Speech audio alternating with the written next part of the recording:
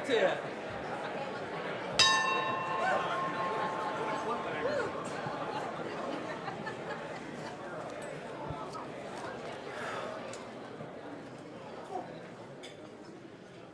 Good afternoon, Rotarians and friends. You are visiting the Rotary Club of Tulsa, the most interesting club among the 33,000 in the world.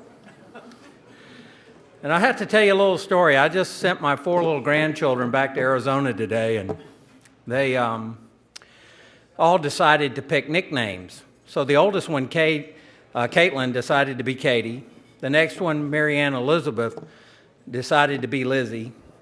The next one, Brian Robert, decided to be Bob. I thought that was a great choice. And the last one, Fred, concerns you. Her name is Julia Charlotte, and she decided to be George Washington. So maybe when she runs for president, you can help her. And it's great name recognition, so we'll go from there. Leading our song and pledge today is Steve Antry. On the piano is past president Linda Bradshaw. Invocation, Luann Buehlinger. And visitor introductions, Joanne Beckman. What a beautiful day. So, of course, America the Beautiful.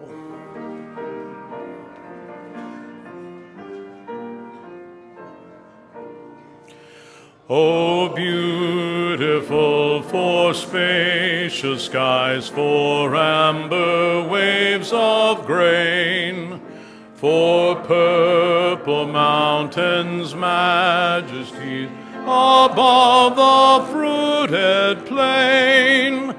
America,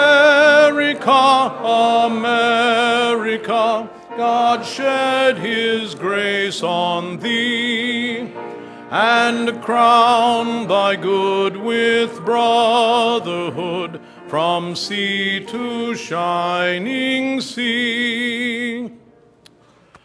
I pledge allegiance to the flag of the United States of America and to the republic for which it stands, one nation under God, indivisible, with liberty and justice for all.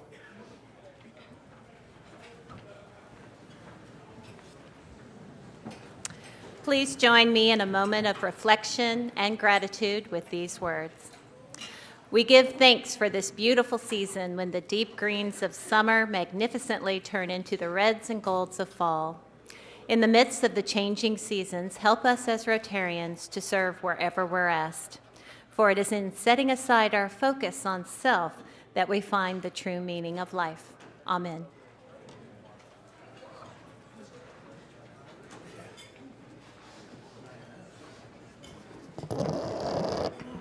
Welcome to Rotary District 6110, Club 2500. Today we have quite a treat for you, and it's going to be short with our introductions. Will all Rotarians and their guests please stand, and we'll clap for you. All Rotarians and their guests.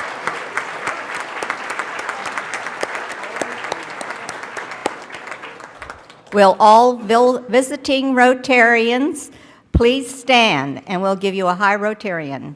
Visiting Rotarians, please stand. Hi, Rotarians. President Bob.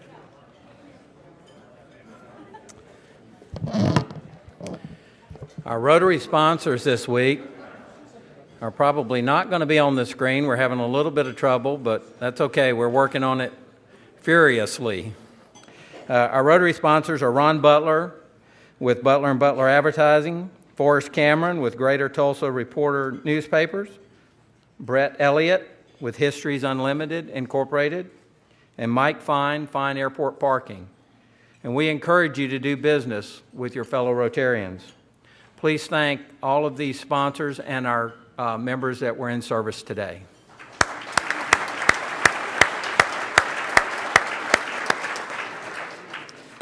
So that means my presidential quotes are not going to be up either. So we'll pass those. You got them Monday. I hope you enjoyed them. I particularly like the part about the Congress being a bunch of lawyers, and the more trifle the subject, the more animated the argument. So anyway, also I'd like to share with you that Charlie Chittum has wanted to thank you for the memorial gifts that were given to our community foundation for his wife June's passing, and so he wanted to let all of you know that he appreciated that. So, okay. David Downing, where are you? Come on up. President Bob, thank you. I want to give a special thank you to the trio of performing artists that were here this morning that performed our walking music. They're members of the Tulsa Symphony Orchestra. They are Dana Higby, who performed on flute, Mary Lawless on clarinet, and bassoonist Susie Brown, the Tulsa Symphony Orchestra. Let's give them a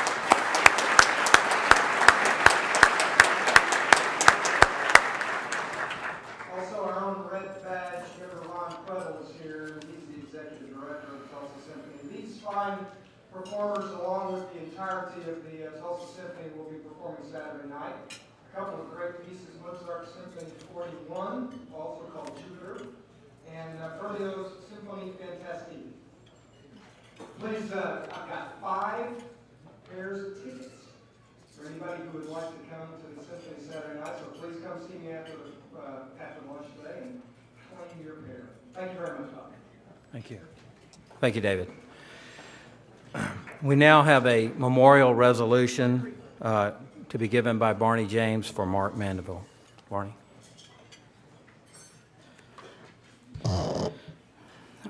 I'd first like to recognize some guests of Mark's family. We have our member of our club, Jack Mandeville, and his wife, Patsy. With us today is a member of Southside, Mark's brother, not Southside, Southeast, Mark's brother, Pat, and his wife, Jeannie. We also have Mark's sister, Carrie Cole, and her husband, who's a member of Will Rogers, Mike Cole is Mark's brother-in-law, never mind, and Mark's wife, Melanie. Please, let's give them a round of applause for being here today.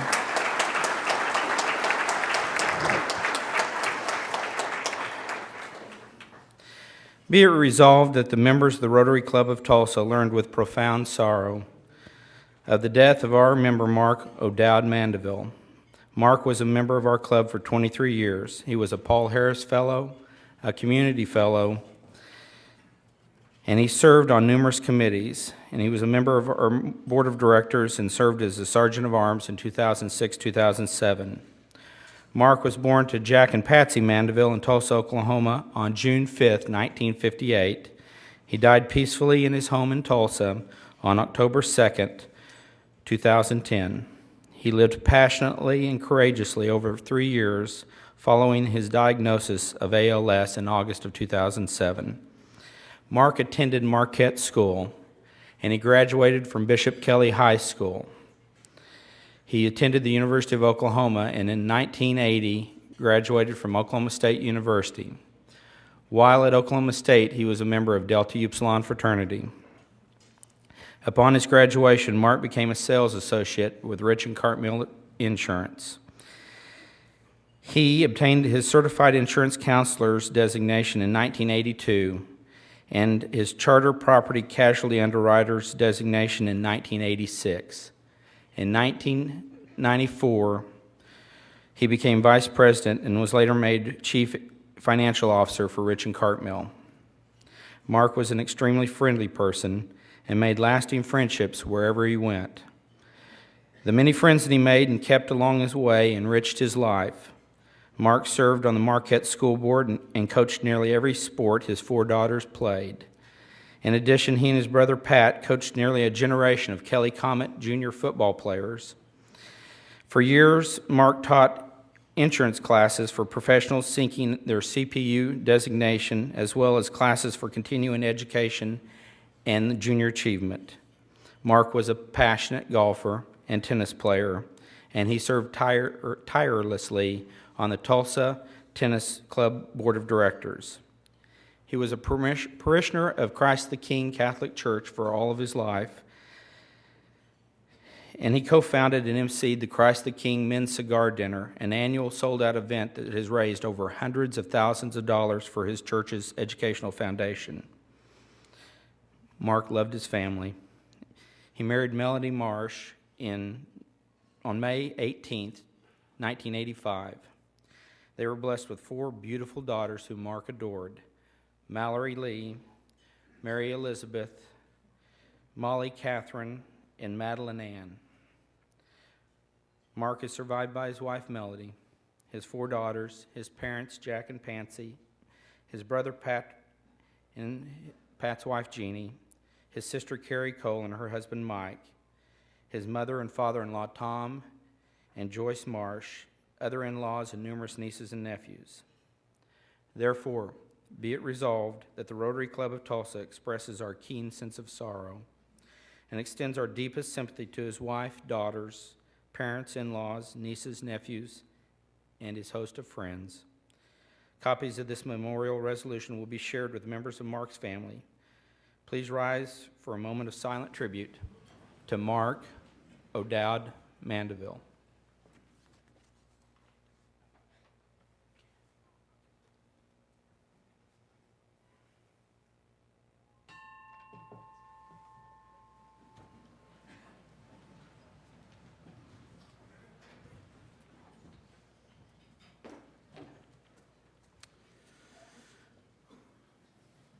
Okay, our announcements this week. Next Tuesday, October the 26th, the Social Committee has organized a tour and tasting. Okay, let me say that again. A tasting at Marshall Brewery. Just a tasting, okay? It starts at 5:45, and if you would like to go, please see, Claudette Rogers. Where are you, Claudette? Stand up so we can see you. Are you in here, Claudette? There she is in the back with a foot cast on. It's $5, so please see her. We'd love to have you come out and go through that. Let's see. Wednesday, October the 27th, is our annual flu clinic. Thanks to Terry Heritage. Terry, are you here? Stand so we can see you. You here? Okay. The interim health care, with interim health care, they will be administering vaccinations before and after the meeting, so if you want to roll your sleeve up and get a shot, please bring your checkbook or Medicaid card, whichever one applies to you. All right. If you can help the community action team, they need to finish up their work from the day of caring. Scott Rowe, I hope you're here. If not, yes, there he is. Hey, here he is. Stand up. Anyway, they need to finish up, and they need some assistance in installing some signs, and they're going to be using a post hole digger and cement. And wait a minute, it says do not mention the post hole digger. Oh, I'm sorry about that. Anyway, so if you can help him out, would you please see Scott after the meeting, and let's see if we can get this job finished up. Also, we had a very good turnout for the Habitat of Humanity home. All of you that helped on that. Tony Oliva is headed that up. If you were there, please stand. Those of you that helped on the Habitat House, let's give them a round of applause. Thank you.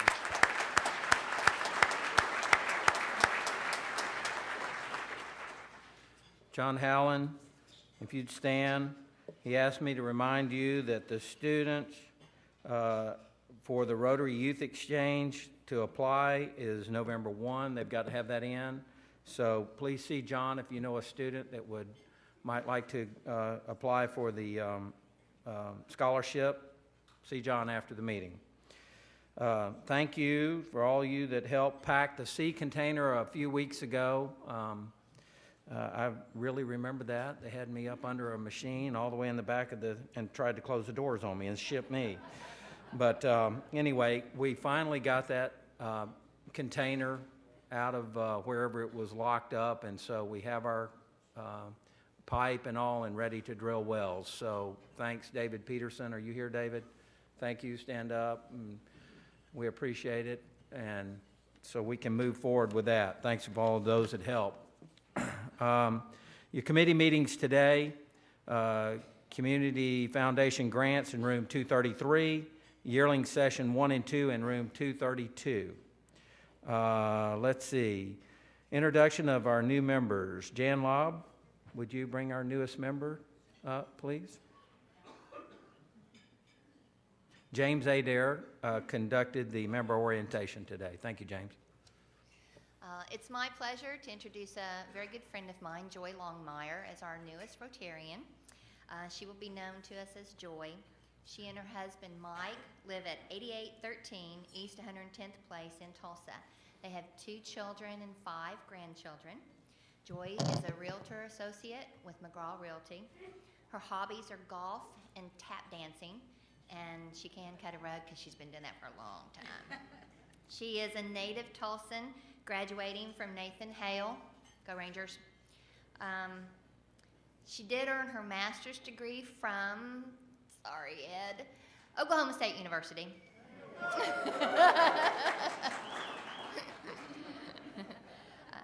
Joy has played a very active role in the Tulsa community and will be a great addition to our club.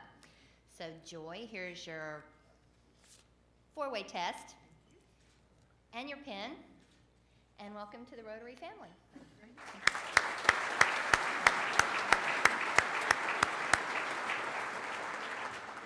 Thank you, Jan, and welcome, Joy. We're glad to have you with us. I'd like to call up a couple of folks now. Tom McKeon, the president of Tulsa Community College, and Don Betts, the president of Northeastern State University, and Les Walls. Would you come up with them, please? Our board has elected to make them honorary members of our club, and we're glad to do so today. They were able to make it. So, let's see.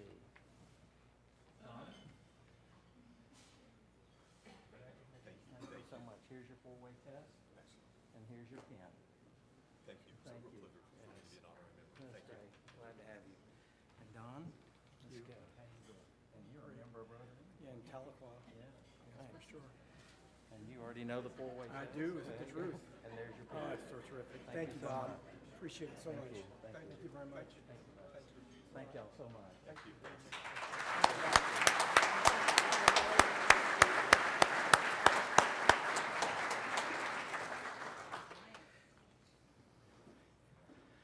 Rhonda, it's your turn.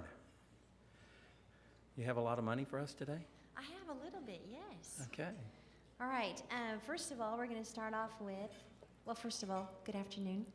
All right, now, we have, the Tulsa Business Journal has announced 20 honoraries of its inaugural Women of Distinction Awards.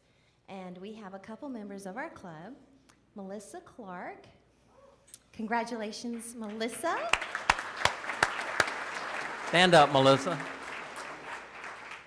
Thank you. She's the manager of internal communication for Williams Company. And then Sarah Wagner. Sarah, hope you're here. There Stand you are. up, Sarah. She is the executive director of Community Food Bank of Eastern Oklahoma. So congratulations, ladies. Tim Colwell actually donated $25 for their honor, and anyone else who would like to contribute, I am still taking money.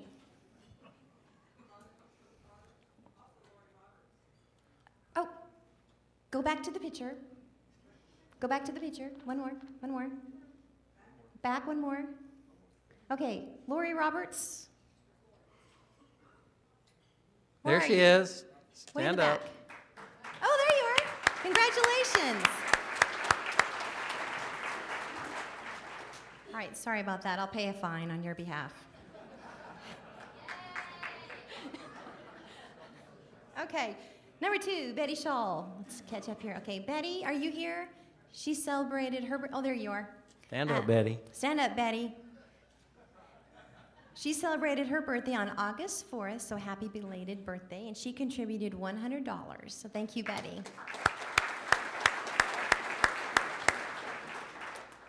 Steve Turnbow, you're here. I saw your bow tie. Where are you? Oh, there you are. All right. He celebrated his birthday on September 26th. Happy birthday, and he donated $100. Was that his age he donated, or? That's That wasn't nice. That was bad. All right. Fining. Okay. W.C. Clintworth, are you here? Okay, well, he is giving $168 for his birthday, which was on October 21st, and he is doubling his age, so thank you for that generous donation.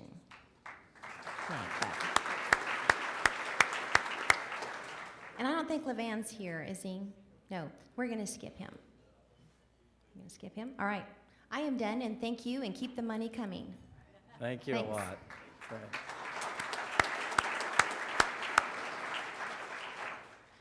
Our Rotarian of the day is past president Matt Davis.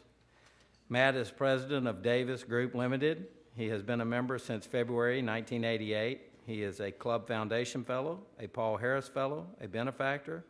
Please welcome past president Matt Davis.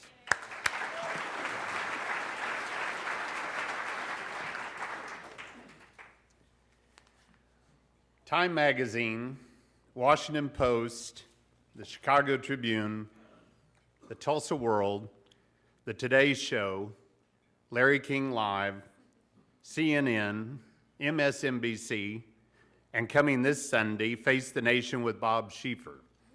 What do all these have in common? Our speaker today.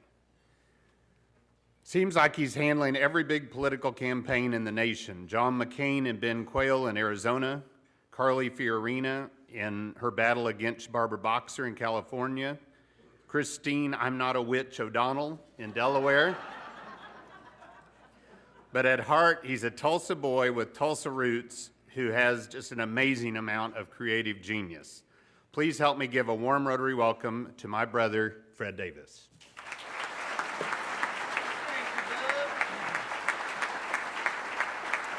Well, if it's October in Tulsa, Fred must be back at Rotary.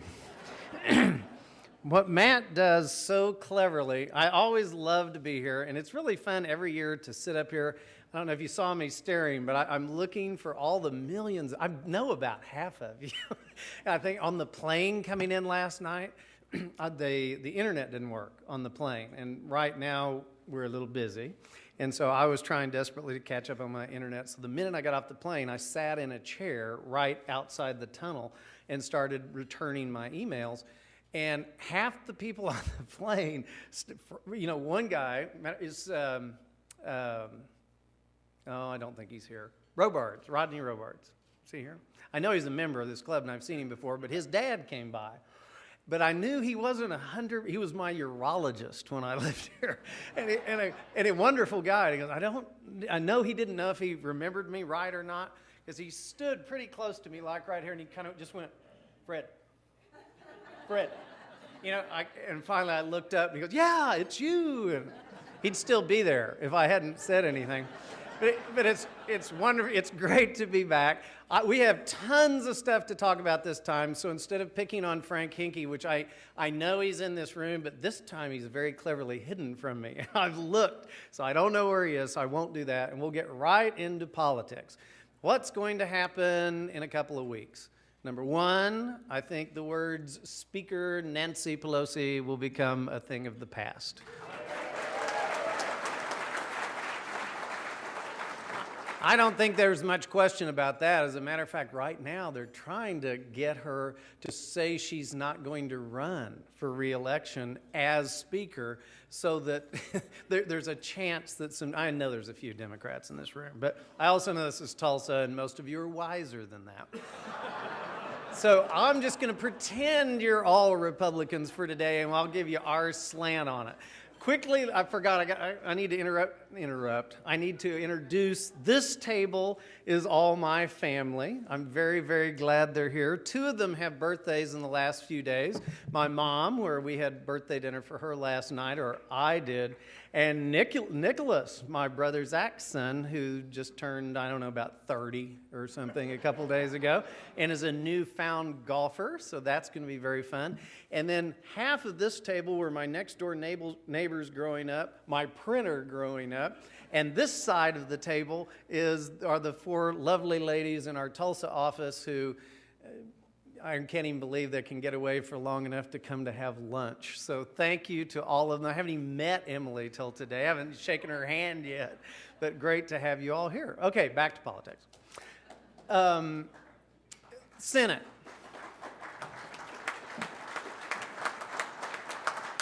My brother Zach's looking distraught that I didn't mention his name, so now I've covered that. Senate, it'll be really a tight race. It'll be very, very tight to see who, in my world, all that comes down to is, will Jim Inhofe remain the ranking member of EPW, or will he be chairman again? If he's chairman again, he'll speak to me. The world will be a good place. If he remains the ranking member, he won't take my calls as usual. So I think it'll be nip and tuck. I think we probably won't know till that night, a couple days later, if some of the races go into recounts and things. We're trying to do our part on that little regard. Carly Fiorina in California is maybe our toughest race. I don't know, it's huge. To give you a clue what our lives are like, and I don't know that the four of you know this, but do you remember I bet you do. Do you remember last night when I flogged you on, should we really send that new Carly ad? It's called Bickering, statewide. Well, we said, oh yeah, it's safe. It's only going to play in the Bay Area. Target ran it statewide. That is a $5 million error. So little things like, it wasn't our era, it wasn't their era. We did what we were supposed to do.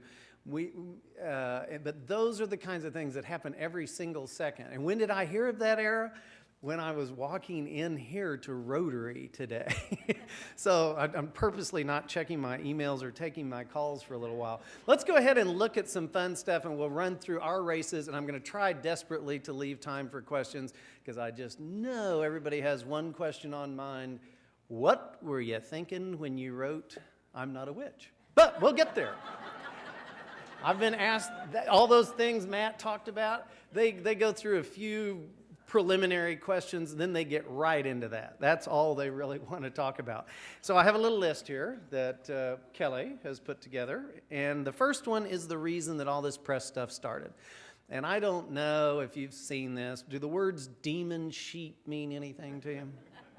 A few. But you're obviously into politics. We did about a year ago, we were handling, still are, Carly Fiorina's race. Carly Fiorina, more than any human being who has ever put on this planet, deserves to be in the United States Senate. She's incredibly skilled, incredibly pleasant. She has resisted any attempt. It's a lot easier in California if you move way to the right to win the primary, and then the day that's over, you slide back to the middle to try to woo in some of these Democrats and independents in California that you need to win. She won't do it. She has never, I can't think of one position she has ever changed on any issue, regardless of what the polls say, regardless of anything. She's incredibly intelligent. She ran Hewlett-Packard. She's a marketer, so she's great. But we're running in a state with an enormous Democrat registration advantage, so it became very, very tough. In the primary, that was supposed to be a nothing. We were supposed to win that easily. We were running against a guy whose name I don't even remember, but he wasn't of substance. And at the last minute, a guy named Tom Campbell switched from running for governor to the Senate. And he had been led to believe this was going to be a pretty easy move for him. He'd get the Republican nomination. Might be hard for him to win the general election, but at least he'd be halfway there. But that kind of stuck it to us. All of a sudden, we needed an extra $5 or $10 million. All of a sudden, Carly, whom people didn't know very well, this Campbell guy had run for office 50 times, so they sort of knew him. So we needed something that said, all of a sudden, this very, very moderate Republican kind of iffy, is telling you he's a conservative. Now, what's the normal way to say he's not? Well, you run ads, you do web videos, and Tom Campbell lies when he says he's blah, blah. Well, that's not our style. So what did we do that we thought would be a little more attention-getting? Roll the tape, please. Tom Campbell, Is he what he tells us? Or is he what he's become over the years? A FCINO, fiscal conservative in name only. A wolf in sheep's clothing. A man who literally helped put the state of California on the path to bankruptcy and higher taxes. Fiscal conservative? Or just another same old tale of tax and spend, authored by a career politician who helped guide us into this fiscal mess in the first place? That got a little more attention than the "he's a liar" thing. And he never recovered. He was doomed from the minute that ran, and we thought this was cheap. As you can tell, that wasn't a really expensive costume.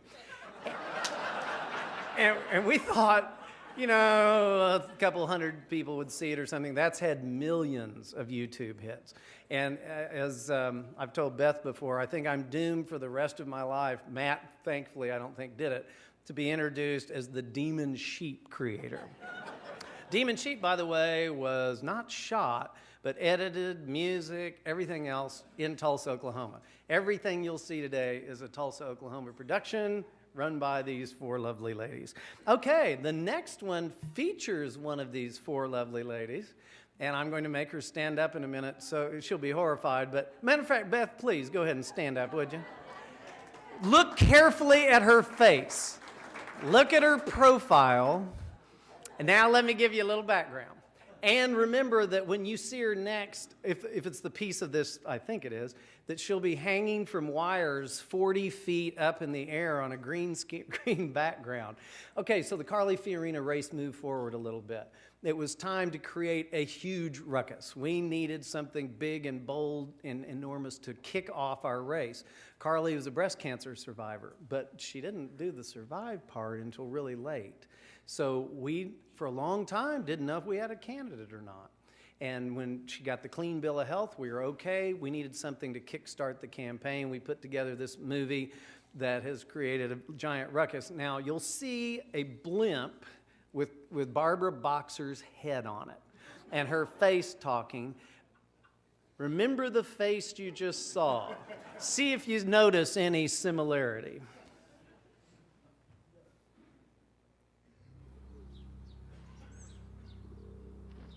No one knows from whence it came. Legend goes that it began innocently enough.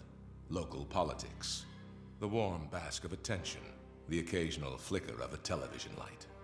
It was a heady time, but then it grew. It wanted more.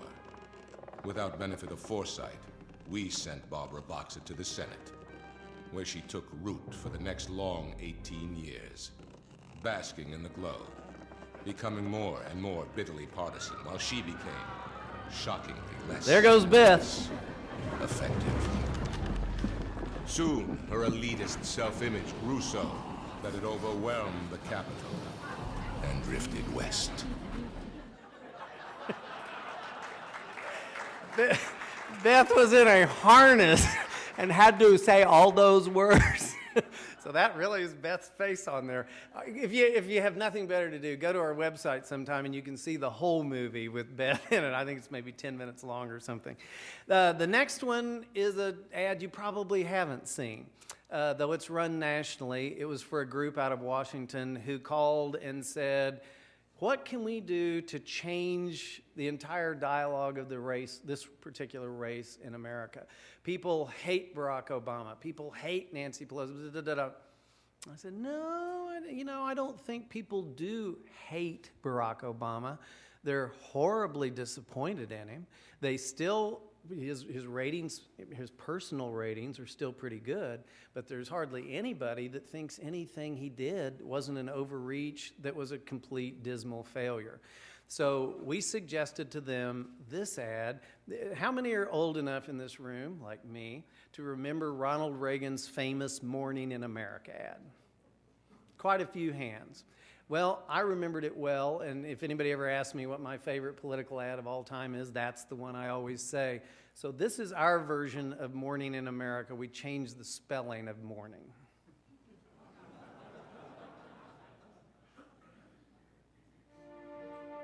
There's morning in America. Today, 15 million men and women won't have the opportunity to go to work. Businesses shuttered. 2,900 families will have their homes foreclosed by nightfall. This afternoon, 6,000 men and women will be married, each of their children to be born with a $30,000 share of the runaway national debt. Our government is now taking over the choices we once made in life.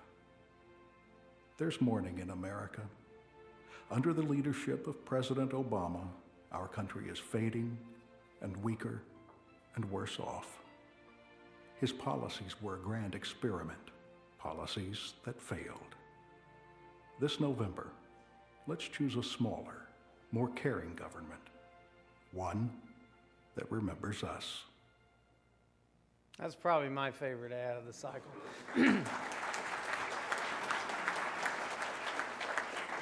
Beth found that voice guy. Where is he? Somewhere in Tennessee? He was like the engineer on other voiceover recordings we'd done, and Beth remembered, you know that guy's voice that comes on and goes, take two? Well, somehow, stroke of genius on Beth's part. The next one is another of my favorites this year because I just adore the guy, and I think he's going to be an incredible governor of Michigan. I got a call and get it hired. This has happened 2 or 3 times this year. Got hired by someone I'd never met. And they were in a hurry, of course, and like you'll hear on Christine O'Donnell, it came down to this thing where, okay, Fred, you're hired. Can you be here Thursday night for dinner and film Friday? Well, you know, normally we have some time to plan what we're going to film. I have to tell these lovely ladies what kind of equipment we need. Well, when you don't know what you're going to film, you don't know the crew, you don't know the equipment, they get real mad at you. It's a bloody, terrible mess. But I had no choice. So I show up. I don't know if this was on TV the other day, and I made this horrible, glaring error. I'll tell you the error I made. And this was on something big, Parker Spitzer, I think, one of the big news shows.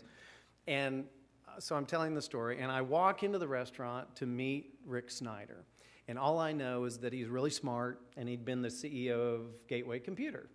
And so I walk in, and there's my seat at the round table, and there is Rick and his wife and a couple campaign operatives. And my first thought was, he looks kind of like a governor. This is a good sign. And I went over and I said, Rick, you're obviously Rick, Fred Davis. And he looks up and said, oh, hi, Fred, how are you? And, oh, boy. My life took a tumble real quickly. And I sat down and was kind of in horror. And a few minutes into it, he goes, I bet you've never really had a client as big a nerd as I am. And, no, I hadn't. And so he turned out to be a charming, bright, wonderful guy who's willing to put millions of dollars of his own money into the race. Michigan's in horrible shape. I think the worst unemployment in the nation. It's just awful. Lansing, Michigan's unemployment last year went up 88%. I mean, you know, it's just terrible. So I'm sitting there through dinner. I carry this little notepad, and while he's blathering away about something, I wrote down in my notes, well, Michigan, you've tried everything else. You've tried, the far left approach. You've tried happy talk. You've tried this. You've tried that. It's time for a nerd. And so I've got it. It's all perfect. This is going to be a great campaign, but I have to sell them still on this. So at the end of dinner, I open my little notes, and he goes, well, Fred, do you have any ideas? And yeah, kind of. And thinking I would probably be thrown out after they throw me the dinner tab, I said, well, I'm kind of thinking about, not making you something you're not. And his wife's over here, I don't look at her. And I said, I'm thinking about Rick Snyder, one tough nerd. And he goes, oh, one tough nerd. And I look over, and as I told the story on Monday night on nationwide TV, I looked over to his wife, Ann, and she went, oh, honey, that's you. And the only minor part of that story that's bad is her name is Sue. And I called her Ann on nationwide TV, and you should see the emails I've gotten over that one. But anyway, so we produced these spots, and they were fun. There's people with their nose to a grindstone and glasses with tape over the middle of it. Well, let's look at one.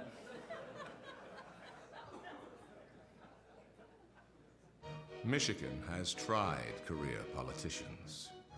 We've tried happy talk, and we're 50th out of 50, dead last. It's time for a nerd. Growing up in Battle Creek, Rick Snyder started reading Fortune magazine when he was 8. By 23, he completed college at the University of Michigan, and his MBA and his law degree. Rick Snyder is a very bright entrepreneur who happens to adore Michigan. But we just can't fix it. We need to reinvent Michigan. As president, he grew Gateway Computers. He's nurtured innovative companies to grand success and has grown thousands of jobs in Michigan and across America. His 10-point plan to reinvent Michigan is so detailed that, well, it's likely no politician could even understand it. But it's the way to finally save our state. Rick Snyder for Michigan. He's one tough nerd.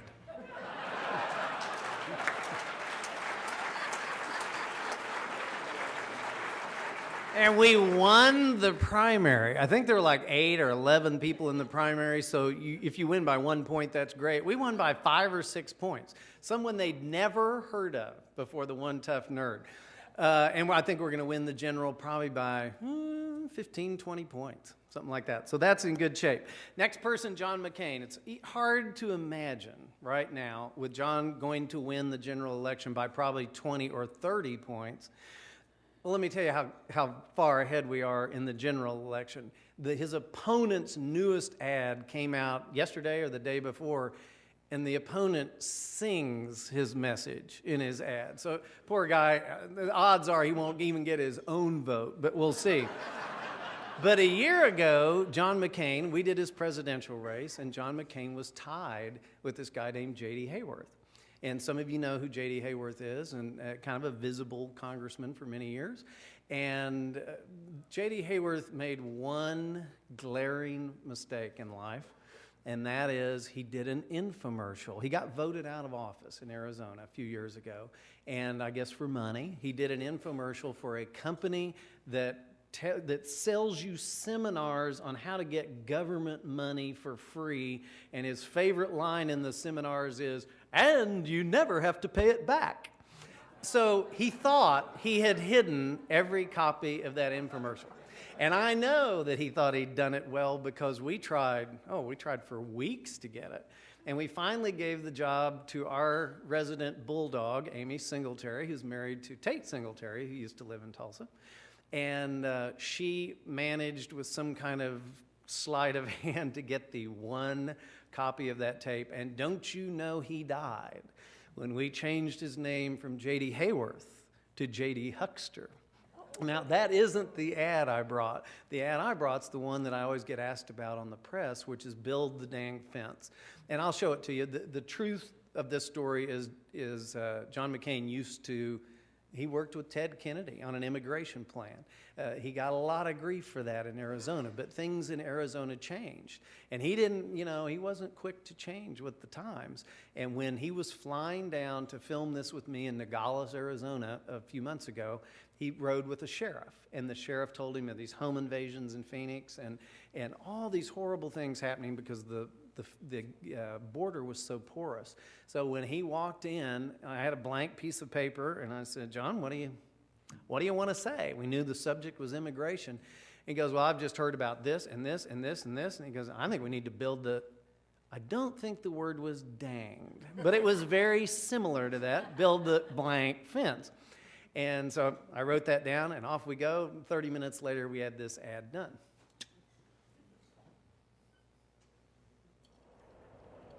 Drug and human smuggling, home invasions, murder. We're outmanned. Of all the illegals in America, more than half come through Arizona. Have we got the right plan? Plan's perfect. You bring troops, state, county, and local law enforcement together. And complete the dang fence. It'll work this time. Senator, you're one of us. I'm John McCain, and I approve this message. Got lots of grief for that ad, and his numbers went up 20 points. So the voters knew he'd gotten it. The same thing, the process they'd gone through, and said, It's a shame that there isn't a better solution for immigration, but right now we better build the dang thing and save Arizona first, then we can figure out the right way to do the rest. Guy named Tim James in Arizona, I'm going to go real quickly through these last three. Tim James in Arizona, great guy, wonderful guy, kind of one of these guys, you know, all man, you know, hunting lodge, you know, I'm going to bring the shotgun down to the PTA, that kind of guy. Running for governor, his dad, Fob James, was our client many years ago and was the governor of Alabama 2 or 3 times. Tim, well, let me show you the ad. This is the ad that propelled him from 4th to 1st, and then he had a little slip of the tongue that propelled him from 1st to 3rd. But let's first see how he got to 1st. I'm Tim James. Why do our politicians make us give driver's license exams in 12 languages? This is Alabama. We speak English. If you want to live here, learn it. We're only giving that test in English, if I'm governor. Maybe it's the businessman in me, but we'll save money. And it makes sense. Does it to you? So all his ads had that pregnant pause at the end, and I told Tim, "There's people who think I'm stupid." And no. I go, "You want them to be sitting on the end of their chair, waiting to hear what that last line is?" And they worked wonderfully, and he became number 1. Now, who's the national championship in college football this year? Right now? No, Alabama. I mean, this year. So who is the most popular guy in Alabama by far? Nick Saban, the coach of the team. So what does Tim do after we get him to 1st place? He at the University of Alabama, he says that the economy is so bad in Alabama, and he's a businessman, he knows these things, that the first thing we're going to do is cut Nick Saban's salary in half. It took 2 days for him to get that news to me. He had troubles dialing the phone, and he came in 3rd. Another quick one, Ben Quayle. Ben Quayle is Dan Quayle's son. He's a very great guy. He's smart as a tack. Everything about him is great except one little flaw. And if you'd read about this, we found out about it a little late, and that is that he didn't really co-found, but he kind of helped some people start a website a few years ago called Dirty Scottsdale. And in Dirty Scottsdale, the kind of hot guys in town would pick out the hot chicks, then they would go date them and write about it under an assumed porno names. It was a bad deal. And the opponents just beat him to death, and we were going to lose the primary enormously, and we needed to change the subject completely off of that. And here's what we ran, and we won big in the primary. Barack Obama is the worst president in history. And my generation will inherit a weakened country. Drug cartels in Mexico, tax cartels in DC.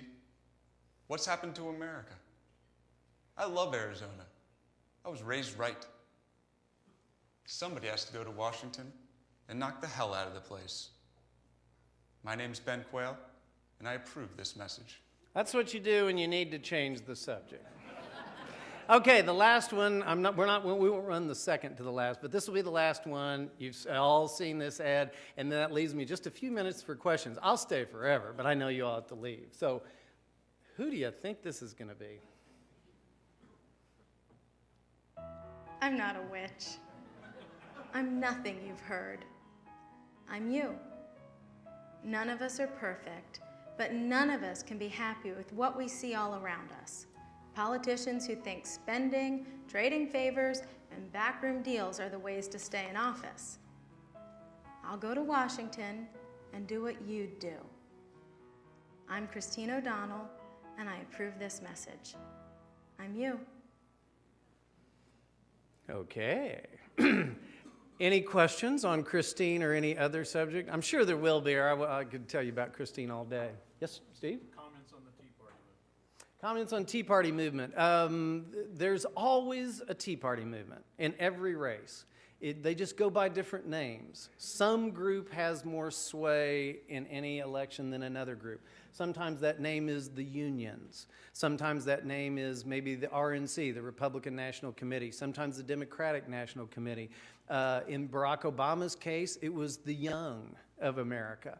There's always somebody, and they tend to get disillusioned by the next race. So you don't see the young in America that came out and fought for Barack Obama and his great ideals. You don't see them out very much these days. It's one of the reasons the Dems are having some troubles in this election. So right now it is the Tea Party. The Tea Party, of course, is a subset of the Republican Party, but it also has those dissatisfied independents in it. They're not terribly well organized. They're very well organized on a state-by-state basis, but those states haven't gelled yet into a really efficient national organization. If they do that, they will be incredibly powerful. Right now, they remain very, very powerful in some states and not so powerful in other states, like California, where I'm from. Yes, sir.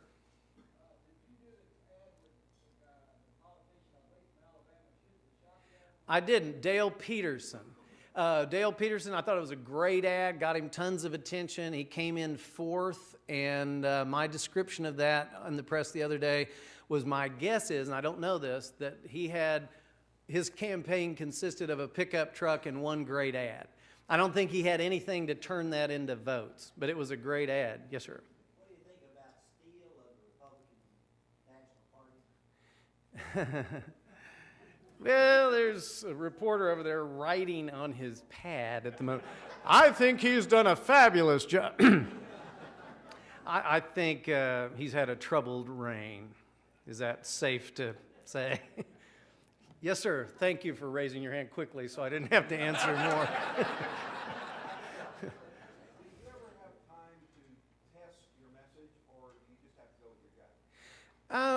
Maybe 50-50. Carly Fiorina, a race like that where it's $5 million to run one ad statewide, you test those to death. And if it's $50,000 to test 5 ads and see which one works the best, that's money well spent. And you plan a big race like that a lot farther in advance than you do some others. But I think half the time. So you'll shoot 5 ads, you'll test them, you'll run 1 or 2 that test the best. Yes, John.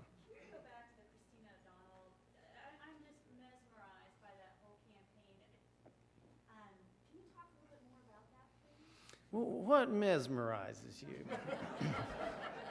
Here's how it came to me. There was a story in the Washington Post on our company. I was at a place in LA having dinner with that guy and Robert Davi, who's a kind of a famous actor who does the voice in a lot of our stuff. And he gets, his BlackBerry buzzes, and he goes, "Oh my Lord, Christine O'Donnell beat Mike Castle in Delaware." I'd never heard her name. I didn't even know what he was talking about, and I kind of pretended, "Oh, that's great," or bad. And later that night, he made such a big deal out of it. I checked her out on the web, and I thought, oh, my goodness, this lady's a little odd. And I happened to catch Bill Maher, and he had the first of his many tapes, and I just sort of blew it off. And then, I can't remember who was the first call, but all of a sudden our phone started ringing. Because if you look at a race that has you're a 20-point underdog, and you might have some money, but you probably won't have the backing of even your own party, I'm afraid ours is the number you call for a long ball, you know. And so I got a couple calls, and we said, oh, you know, we'll look at it. And then the national players started calling and saying, Fred, would you all please do this? You know, and if you get it close, we'll come in and help. And the novelty won me over, quite honestly. And I said, okay, our business manager is very, very tough. And she made a deal with him that you'll have Fred for exactly this long. You'll have him for dinner. He will write the scripts that night, film you the next morning, and you will never talk to him again in your life. And literally, that was kind of how the deal went down. So I was in Michigan, I think, and I get the call, you're not going home, you're going to Philly. And that's where we filmed it, and these lovely ladies had arranged the studio in Philadelphia. And so I made her in the hotel lobby. I'd done a little bit of reading on her, but not very much. And it was right at that time when Saturday Night Live did the big opening skit on her and the witch. She was the butt of every joke in America. And I met her in the lobby, and she's a really nice lady. I mean, she was not scary and nutty or any of those things. She had a pretty good grasp on issues. She just was different than I thought. And so what I'm thinking as I'm listening to her is she Carly Fiorina? No, she's not. Is she a constitutional scholar? No, she's not. She's a great example of citizen government. She's a great example of the lady next door with 4 kids. It drives a minivan.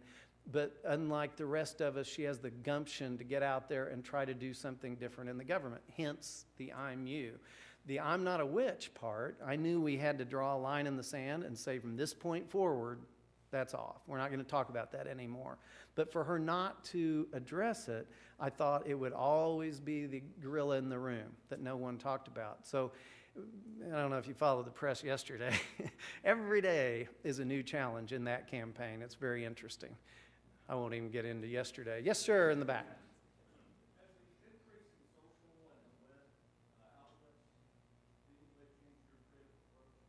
The question was, has the increase in social and web networking and things increased or changed our approach?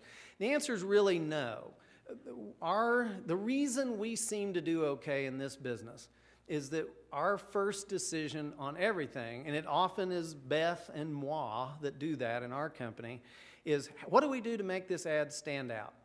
And we're doing some in a couple races where we just get forced into doing what I call normal political ads. We all just hate it. We don't send them through the company, and they don't do anything. The dial never moves. No one ever calls. But some people want that. But our shtick, as you can see from these examples, is things that people talk about, that get the press, that get the national press. We never, I don't think, go into something and say, okay, let's do an ad that's going to get viral, it's going to be picked up to be viral. Most of our clients now call us and say, give us one of those viral ads, because I think Time Magazine said of the top 5 videos or something in the country this year, 4 of the 5 were ours. And so we're getting sort of known for that. But the reason we're known for that is not that we plan it that way. It's that why on earth should John Sullivan or Jim Inhofe bust their butt having to call all of you to raise, the monies that they have to raise to run for office, which is absurdly high because Beth takes all the money, and not have something that people see and remember and talk about. So you get this added dimension with us, and because we try to do that on our ads, I think that's the reason that most of a lot of our ads, any day, any time now, if we don't get 500,000 hits on YouTube, we think the ad's a dismal failure. And nobody gets over 20 grand other than us.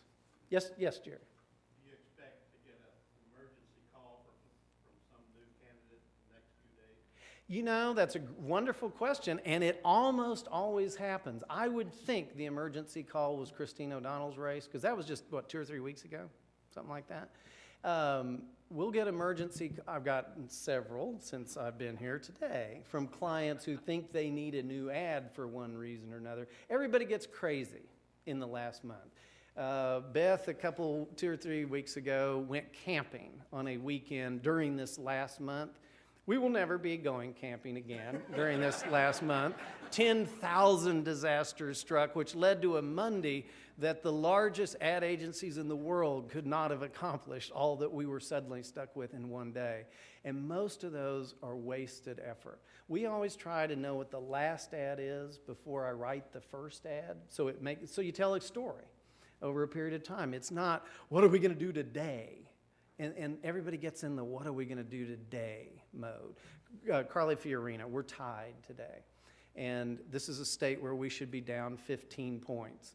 You should be elated that we're tied today. And we're slowly trending up, not down. And yet they're crazed because we don't have one more point. So, I'm sorry. I'm sure I'm missing something. But is the election today? It's that kind of a thing. And so we have the plan. We get back on the plan, and we should be fine. But yes, I'll tell you who it is when they call. Yes, Steve. Yeah, definitely as strong as ever. Remember the thing about different groups, some rise in every campaign. In this campaign year, Ed Gillespie and Carl Rove's group is the one that raised the most money. I think they'll probably end up $70, $80, $90 million that they put into various races around the country. Carl is a really great friend and a wonderful, smart guy. He's not quite as involved in that group. He's the front guy. So if somebody calls him, goes, I'm thinking about putting $500,000 in such and, no, put it in our organization. But he's done a really great job, been very influential. Yes, sir. One more I hear. Yes, sir.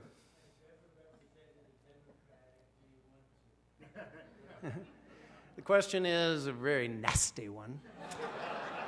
Have we ever represented a Democrat, and do we want to? I will honestly say that I know a few Democrats who deserve not to be shot. But there aren't very many. And no, we don't get to represent even the one or two good ones. And they said no more, but I know that face, so yes, sir. One last one. Does Governor Brown ever smile? I tell you, how do I word this safely? I live in California. Meg Whitman, Jerry Brown, neither one of them smiles a lot. Let's word it that way. I don't know what's going to happen in that race. It's up 5 one day, flips 5 the other. It's a very, very crazy race.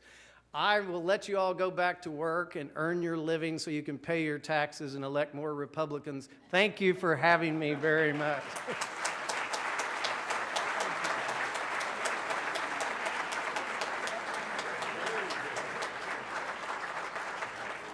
Don't leave, I have something for you. Don't leave, I have something for you. Okay. Fred, we appreciate you being here, and I appreciate you signing the book that goes to our adoptive school. It's our gift to you that we put in our school, and we appreciate you signing for the kids. Please pick up your roster. If you haven't picked your roster up, it has your name on it. Please get that so we can stop packing them up and back and forth. And next week's program is Hans Helmrich with Helmrich and Payne. It'll be a great program. Please bring a prospective member next week. We have our applications. If you need one, we have them out here. Please help us recruit new members. We are adjourned.